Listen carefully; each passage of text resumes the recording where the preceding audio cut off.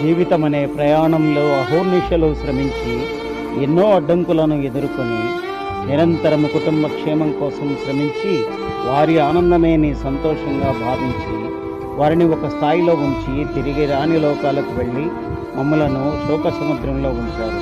మీరు లేని లోటు మాకు మిగిల్చారు.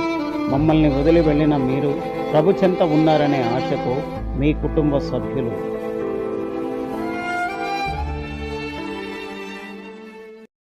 సరైన ఇంటికి సరైన సిమెంట్ ఎంతో ముఖ్యం. విచక్షణతో ఆలోచించండి. రైట్ సిమెంట్ ని ఎంచుకోండి. KCP cement, building the nation since 1958. KCP cement, the right choice.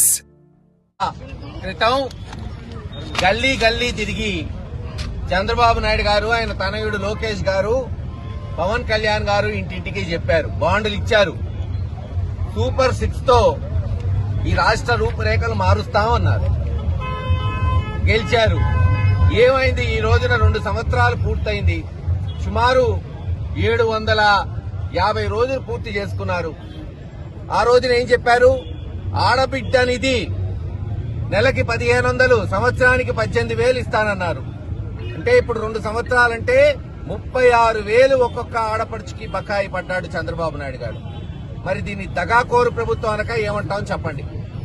అలాగే లోకేష్ గారు గెలిచిన 100 రోజుల్లో, కేవలం 100 రోజుల్లోనే నిరుద్యోగ భృతి ఒక్కొక్కరికి 3,000 ఇస్తానన్నాడు. ఇప్పటికి 750 రోజులైంది. ఒక్కడికైనా ఈ రాష్ట్రంలో నిరుద్యోగ భృతి ఇచ్చాడా? ఆయనేమో కోట్లు తీసుకుంటున్నాడు. మరి నిరుద్యోగ భృతి గాలికేరుగా. ఇప్పుడే కొంతమందిని అడిగిన దారిలో వస్తూ, మరి అమ్మఒడి పోయిన సంవత్సరం పేరు మార్చి తల్లికి వందనం అని ఇచ్చాడు, అందరికి వచ్చిందంటే ఇద్దరుంటే ఒకళ్ళకి వచ్చిందంట. ఒకళ్ళకేమో 15,000 ఇస్తానని 8,000 పడింది, ఒకళ్ళకి 3,000. అసలు దిక్కు దిశాణం లేదు. 3 గ్యాస్ సిలిండర్లు ఇస్తానని గ్యాస్ కొట్టి ఒకటి ఇచ్చారు, ఒకదానికి సబ్సిడీ, మిగతా 2 ఎత్తేశారు. ఈ సంవత్సరం ఏమవుతుందో ఎవ్వరికీ తెలియదు. అన్నదాత సుఖీభవ 20,000 ఇస్తానని చెప్పి పోయిన సంవత్సరం ఇవ్వలా, ఈ సంవత్సరం ఏమో 13,000, 14,000 ఇచ్చారు. ఇట్లా ప్రతి పథకం, ఉచిత బస్సు పెడతానని బస్సులేమో తగ్గించేశాడు. ఒక్క పథకం అన్నా నీతిగా నిజాయితీగా అమలు చేశారా ఈ రాష్ట్రంలో అంటే లేదు. అందుకే ఈ రోజున ఏమంటున్నారు తెలుసా?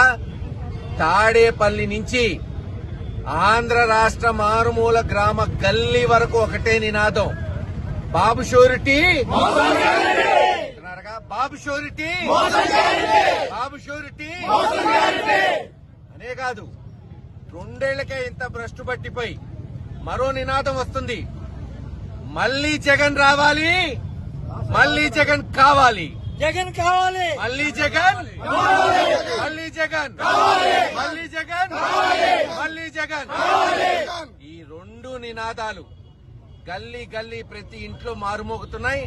తప్పకుండా రానున్న కాలంలో ఆంధ్ర రాష్ట్ర ప్రజలు మోసం చేసిన ఈ ప్రభుత్వానికి బుద్ధి చెప్తారు. త్వరలోనే ప్రతి ఇంటికి పోతాం, ప్రతి గడప తొక్కుతాం. వాళ్ళు చేసిన మోనాన్ని ఎండగట్టే చేస్తున్నాం. అంతేకాదు, రేపు స్థానిక సంస్థల్లో ఆంధ్ర రాష్ట్ర ప్రజలు కనువిప్పు కరిగేటట్టు ఈరోజు ప్రజల్ని కూడా డిమాండ్ చేస్తున్నాం. అమ్మా, రేపు ఒక ఆయుధం మీకు ఎన్నికలు.